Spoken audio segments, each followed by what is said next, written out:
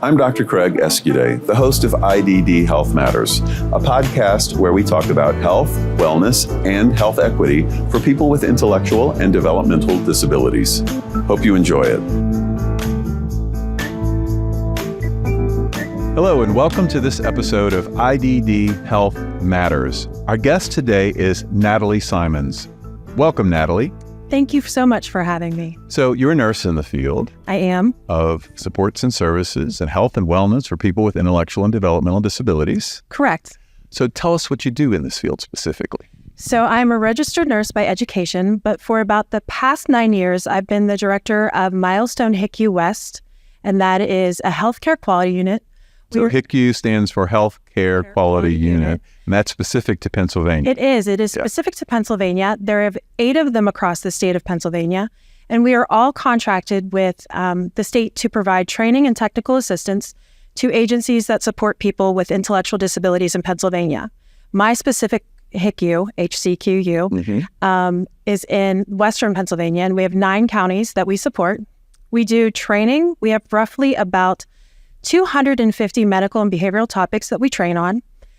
We have a staff of registered nurses and behavioral health consultants who go out and do these trainings. We train roughly about 15,000 people per year. And we also do something called technical assistance. So if someone is struggling either medically or behaviorally, we send out our team, a registered nurse and a behavioral health consultant. They talk to the person, they talk to the team, they review records, and they make some suggestions about their care. And so oftentimes we find that providers, when they're struggling with a person or when a person is struggling, they don't know where to go next. And so we provide them some additional paths to help that person be successful in their life. So it's kind of like a consultation, almost a medical consultation? It is. And the great thing about it is because we're contracted with Pennsylvania, all of our services are free. It doesn't cost anything to the provider. It absolutely does not. We do no billing. Okay. How many topics did you say you train on? Roughly about 250. Okay, that's a lot. What are some of your more popular topics that you train on? So one of our nurses, her name is Amy Symons. She is a registered nurse and a certified diabetes educator. So we do certified diabetes educator training all the time. We train direct care staff, but we also find it important to train the person that we're supporting, so the person with a disability, on their diagnosis and how they can be involved and care for themselves to make sure that they are achieving their optimum wellness. So you train support staff at provider agencies to understand various health conditions better and how to support people. You train people with intellectual and developmental disabilities themselves to understand their own health needs, it sounds like. Yes. Do you ever train anyone outside of the provider agency or the person themselves? Maybe do you ever get a request for training from, say, a local hospital or some other type of agency? Yes. We, in fact, are training in one of our counties with one of our local hospitals. We have about 70 people that we're doing some trainings on related to intellectual disability and how to work with someone with an ID diagnosis and also autism. That's excellent. That's one of the things that I think is so important and so needed right now, is that healthcare providers in general, of any discipline in the healthcare field, really need to understand this field. They need to understand the differences in a way a person might present with a particular medical condition. They may know how to treat the medical condition, but it's the diagnostic process may be different, or the presentation might be different. So I think that is really helpful and really valuable. So it's great that you do that. Correct. We have an app that we just developed. It's called the Direct Support Professional app, or the DSP app. Wow. Okay. Tell me about that. It is free, first of all. Free is good. It's on the Apple Store and the Google Play Store. So it's Sweet. On both of those that most people have, Android and Apple. And it has multiple topics that a DSP or a family member could use to support a person with a disability. So we have topics on internet safety, nutrition, sexuality and relationships. We have nutritional items, all sorts of things. But we also contracted with a registered nurse who was a direct service professional at one time. It's how he paid his way through school. And he's a trauma RN now. So we asked him to create some information for us about how to support a person with an intellectual disability in the hospital. And so, because we thought, we've seen a lot of people who, it doesn't go well once they're in the hospital. Yep. So we created that. And then also he created a list of common medical devices that are used in hospitals so that the DSP or the family member could see that medical device, learn a little bit about it, and then help that person while in their hospital to be more comfortable with that device being used on them. That's fantastic. So how long did it take you guys to develop this app? So this is our second version of the app. The first one was more related to the things that we did with our HCQU, to training and technical assistance. But we noticed that we were able to keep some records and data on who uses the app. And so we noticed that primarily the users were direct service professionals. So we geared it to DSPs and the information that they would need to know. It came out on February 17th on National Caregiver Day is when Like of this year, yes. Like of 2023? Yes. Okay. Neat. So this is the second version? It is the second version. We're learning as we go. Did it take a long time to actually develop it? We have an IT director. Her name is Leslie. Okay. So I asked her at the start of the pandemic, I asked her like maybe 4 years ago or 5 years ago to create some information online on the Fatal Five. I'm familiar with the Fatal Five, and your audience should be as well too. But if you're not, it's the top preventable causes of illness and death in people with intellectual and developmental disabilities: aspiration, seizures, dehydration, constipation or bowel obstruction, sepsis, and we throw in gastroesophageal reflux disease as well. So the Fatal Five Plus is kind of what we call it. Absolutely. Yeah. So I asked her to develop some Fatal Five resources to be online on our website. And a few weeks later, I checked back with Leslie and I said, well, how's that training coming, or how are those resources coming? And she said, I didn't do the training. And I thought, well, that's weird because I asked you to do it. So, okay. She's like, I made an app. Oh, okay. I didn't know that was possible. And so that's really where the app started about 4 or 5 years ago. And then we just moved the theme of it to supporting direct support professionals. That's pretty incredible. One of the other neat things is, so you've done this locally in your HCQU, in your little area, but because of the internet, it's available to anyone everywhere. Absolutely. We just had someone download it today from Italy. How about that? But most of the resources that are on the app are all national level resources. We do have one section that's specifically for Pennsylvania. And those are, we noticed that a lot of DSPs, we ask them to do things, but we don't necessarily tell them why or where it comes from. So there's a section on our app that is all of the Pennsylvania regulations. So they can just press a button and see where those regulations are and why they're doing the things that they're doing. Well, congratulations on getting that out. That's pretty exciting.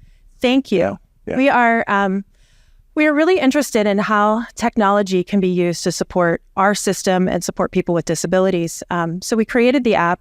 We've also, so if you get a job at Lowe's or you get a job at Walmart or some one of those places, they do a lot of training, and a lot of that training is done in the virtual reality world. So they'll teach you how to go upstairs or how to use a forklift. And initially they'll do it with a virtual reality training. And so we thought that was really neat. So we also had an experience with a gentleman who we did our first HRST on, and I did it. So HRST, for everyone, is the health risk screening tool. It's a web-based tool used to screen for health risks in people with intellectual and developmental disabilities and provide action steps to help mitigate those health risks. And y'all were really the first group to begin using it in the state, right? Correct. In Pennsylvania, we were the first group. And so I had a gentleman that we did an HRST on. I met with the team on Thursday at 3:00. And I sort of helped them triage, like, what are the most important things? And so we decided at 3:00 on a Thursday that the most important thing in that HRST was the fact that he needed a swallowing evaluation. He hadn't had one. That would be my top one. Yeah. And so we gave them the task to the next morning call and get that scheduled. And so I got a call from the supports coordinator the next morning at 10 a.m. and it said, did you hear about? And I said, no. What happened? And a direct care staff who, God bless her, was just doing her best and thought that he'd been doing really well swallowing. So she thought she could advance him to the next step. He ended up choking, needed life flighted, and spent 3 weeks in ICU. He did live, but his life is not the same now. So, but it's when I first realized that the health risk screening tool would really help me and help agencies identify what those really targeted needs are in risk. So that weighed heavily on my heart. And so when we decided to use virtual reality, the first training that we've done is we've developed a training to help people alter meals mechanically, because we know direct service professionals sometimes don't get a lot of opportunity to do that.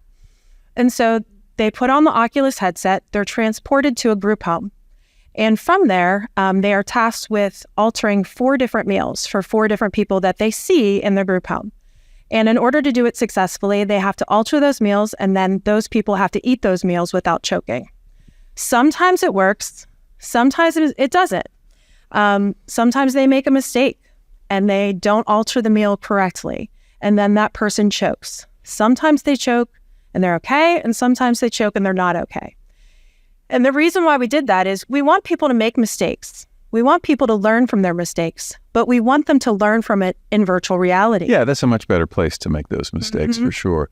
Gosh, that to me is very innovative. Are other people doing this in this field? Do you know? Not that I know of. I don't know of any either. No. So that's pretty cool. But that's one of the reasons we're talking today, and we have this outlet here, is to share these fantastic ideas with everyone else out there. So again, this is another one. Steal it. Or talk with them about how to do that, because that's fantastic. That's great. Yeah, we have found that people really enjoy it. And direct care staff, from what the statistics have shown us, is that if I give you a training, you may remember about 10% of it for just a few weeks or maybe a month. But if you do a virtual reality training, they often retain much more of it 6 months to a year later, because they've actually done the action steps. You did it. It was just a character. Right. I guess it's just a character. Yeah, it's pretty cool. I've seen recently. I've seen a virtual reality program to help a person assess for abnormal movements related to psychotropic medications. And so you have a person sitting there, and you see that person having a few little movements, and you click on that person, and it describes different things and all. I thought this is pretty good. It's a lot more impactful, and you're going to remember it a lot better if you actually are doing that evaluation right there on a virtual person than if you just read about the symptoms. I love that. One of the things that we use HRST for, or the health risk screening tool, is we've used it to help identify those people in our region that are on a lot of psychotropic medications. And so then we contact the provider, and we help them work through maybe getting some of those psych meds reduced or removed.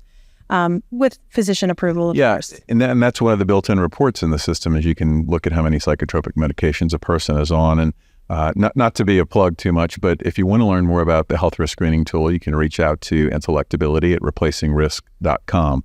But yeah, that's another great way to use the tool for sure. Right. So we use that, and we've especially used it to identify the medications that cause tardive dyskinesia. And so we were surprised at just how many. It's much more than you think, isn't it? Absolutely. So what we did was we created what's called the Psychiatric Medication Minute. And once a month, on the first of every month, we put out a 1 to 2 minute, just quick video on different side effects that psychiatric medications can cause that people may not know about. So of course, we have one on tardive dyskinesia. We have one on akathisia. We talk about agranulocytosis, which is a blood disorder. Mm-hmm. And we've talked about Depakote and Seroquel, and just some of those things that you might need to know before someone is either put on it, or if you have someone that sort of is having some side effects and maybe you don't know, we'll help you identify those. And is that information out there and available as well too? It is. If people go to our website at milestonepa.org, they can sign up to receive those videos every month. That's excellent. Sign up, everyone. You need to do that for sure. So let's go to you for a second. Okay. How did you get into this field? When I graduated from nursing school many, many, many years ago. I'm going to jokingly say, and I'm sure you were completely trained in how to provide healthcare to people with IDD? Not at all. Okay. Not at all. Yeah. So when I graduated from nursing school, they said it was at that time where we had a lot of nurses and not a lot of open positions. So they said, you're going to be lucky to get a full-time job. Take whatever full-time job you get first. And so I interviewed with a pediatrician, and I thought, I'm going to stay here just months, and I'm not going to like it. And I found that I loved it. And what I loved about it is my caseload sort of migrated into working with children with mental health diagnoses, and also intellectual disabilities and autism. That's what I love to do. So after I left there, I went to work as a group home nurse for a few years. And after being on call 24 hours a day, 7 days a week, It's old. for the rest of my life, a job was open at the HCQU, and I started there as a nurse, and then I've been promoted to the director. I've been there, I think it's 21 years. Wow.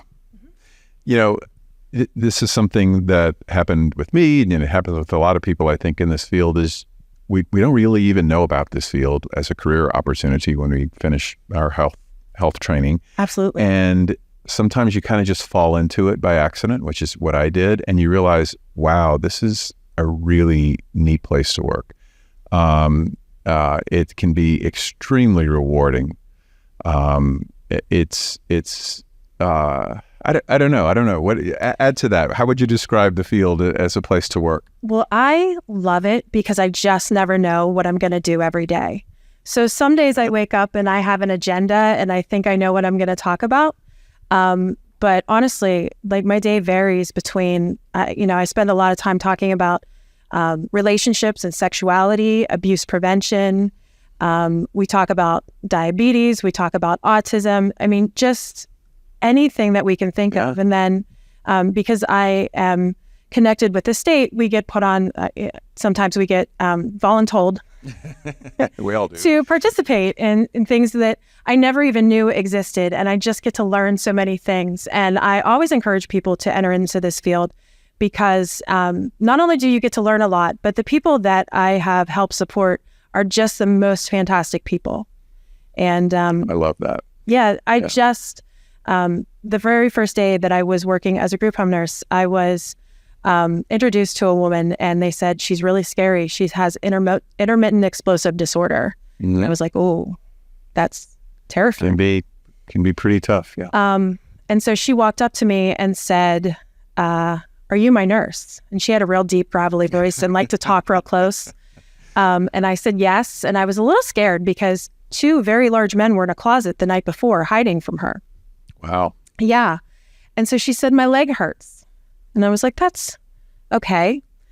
And I said, I sort of looked at the direct care staff and I'm like, Well, does she have is there more to this? Is there something normal? going on? Yeah. And they said, well, she has attention-seeking behavior.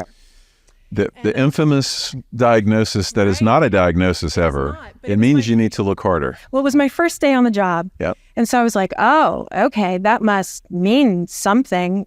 I don't know what it means, but okay. And so then she walked up to me again and said, my leg hurts. And I was like, okay. And again, they said, ignore her. She has attention-seeking behavior. She does this to all new people. And I said, okay. And so I'm new. So I'm just standing there. I don't have much to do. I don't know what's going on. But this woman was sitting at the table and she was wearing a long jean skirt. And I said, well, the least I can do is at least go look at her leg. Yeah. So I went and looked at her leg, and it was warm, red, shiny, and tender. That's not normal. It's not normal. So she had a deep vein thrombosis or a blood clot in her leg. We ended up calling the doctor, and she was admitted to ICU, where she was there for about 3 weeks. And so it was at that time that I realized that when I hear those words, attention-seeking behavior, non-compliant, that's really just an opportunity for me to investigate to see what else is happening. That is wonderful to hear that perspective, because it's not one you hear all of the time. That also relates to something called diagnostic overshadowing, which is where we say, oh, they're just doing this because they have this diagnosis, meaning usually an intellectual disability or a mental health condition. And we can all fall into that trap and say, oh, they've always complained of their leg hurting, and they do this to every new person that comes in. But that still doesn't mean that one day something might actually be real. Correct. Or that it wasn't real from the beginning and people just never bothered to look because they just didn't pay any attention to it. And we all have to be careful not to do that. Right. And I think it's so important that when we share things about the people that we're supporting, is that we don't share the things that we commonly just think.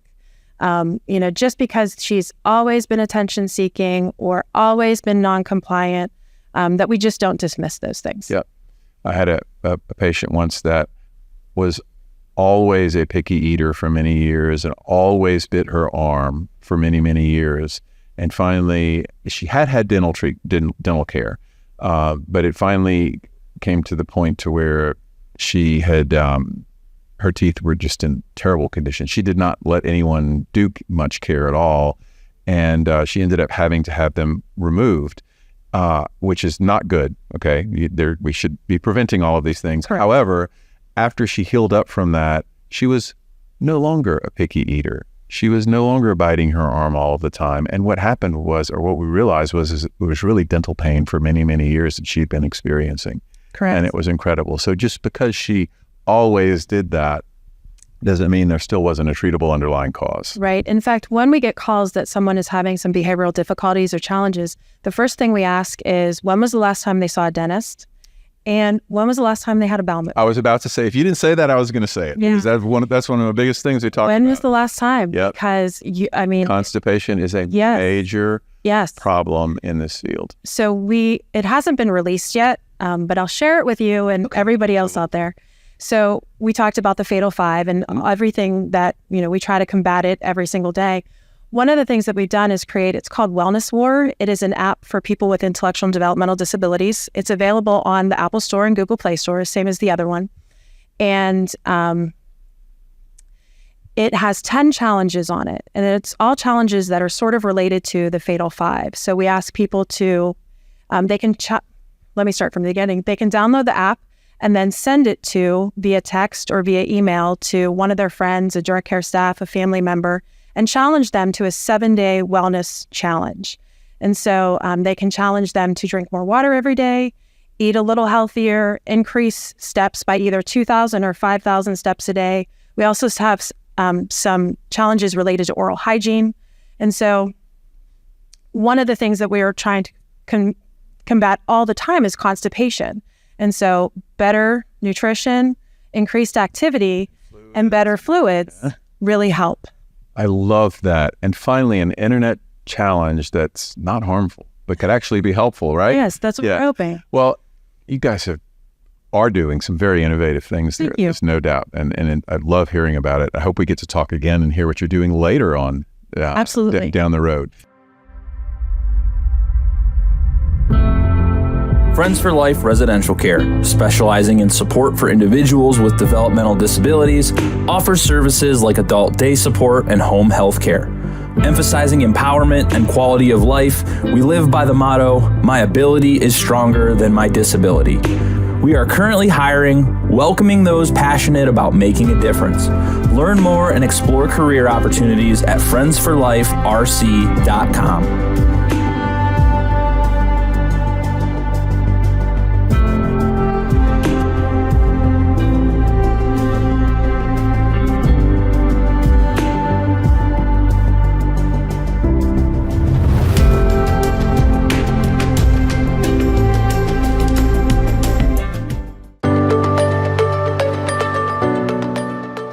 I'm Dr. Craig Escude, President of Intellectability.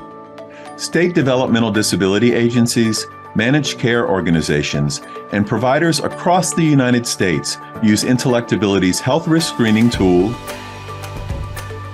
e-learn courses, and person-centered training to improve health equity for people with IDD. Visit replacingrisks.com to learn more about how you can employ these tools with people you support.